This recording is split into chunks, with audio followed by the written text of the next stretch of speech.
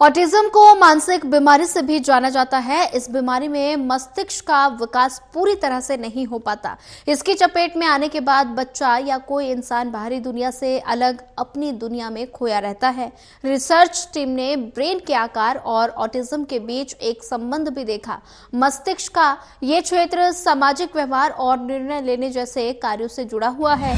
Team ने पाया कि ऑटिज्म से पीड़ित लोगों में ब्रेन सेल्स में असंतुलन उनके फोरब्रेन के साइड से जुड़ा हुआ था और इससे ये समझने में मदद मिल सकती है कि ऑटिज्म से पीड़ित कुछ व्यक्तियों के मस्तिष्क की संरचना में अंतर क्यों होता है। अंतर ऑटिज्म को मानसिक बीमारी से भी जाना जाता है और इस बीमारी में मस्तिष्क का विकास पूरी तरह से नहीं हो पाता। इस बीमारी की चपेट में आने के बाद बच्चा या कोई इंसान बाहरी दुनिया से अलग अपनी दुनिया में खोया रहता है। इसलिए कुछ लोग इसे मंदबुद्धि भी समझने लगते हैं और लेकिन ऐसा नहीं है, ये सिर्फ एक मिथक है। ऑटिज्म से ग्रस्त लोग मंदबुद्धि नहीं होते। ये बात जरूर है कि समाज से घुलने मिलने में उनमें झिझक होती है। ऑटिज्म का शिकार कोई बच्चा मानसिक रूप से थोड़ा कमजोर होता है और ऐसे में ऑटिज्म की बीमारी होने पर मिर्गी की समस्या भी हो सकती है और कई मामलों में बच्चों को बोलने और सुनने में भी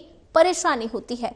ऐसे लोगों की कुछ खूबी होती है तो कुछ बड़ी कमियां भी हैं। ये कमियां ही समस्याओं की जड़ होती हैं और ऐसे में इन समस्याओं की वजह से परिवार या समाज में इनका रहना मुश्किल हो जाता है और तब इस पर काम करने की जरूरत होती है। अगर लक्षण बचपन में ही पता चल जाए तो ऐसे बच्चों को जरूरी स्किल सिखाना आसान हो जाता है और इसके बाद ये परिवार और समाज से आसानी से कदम ताल कर पाते हैं। मुमकिन है कि ऐसे में लोगों के पास कई खासियत ऐसी चीजें हों जो शायद दूसरों के पास ना हो, लेकिन ऐसे सामान्य कमियां भी हो सकती हैं जिनकी वजह से वे सामान्य जिंदगी ना जी पाए और इस बात को भी बखूबी समझे कि फिलहाल साइंस के पास ऑटिज्म का इलाज नहीं है, लेकिन ऑटिज्म वाले बच्चे या शख्स की स्थिति या अवस्था में बेहतरी जरूरी की जा सकती है और ऐसे में उन्हें अलग अलग थेरेपी के माध्यम से ट्रेन कर सकते हैं और इससे उन्हें काफी ज्यादा फायदा भी होता है। अगर कोई बच्चा पेरेंट्स या किसी जानने वाले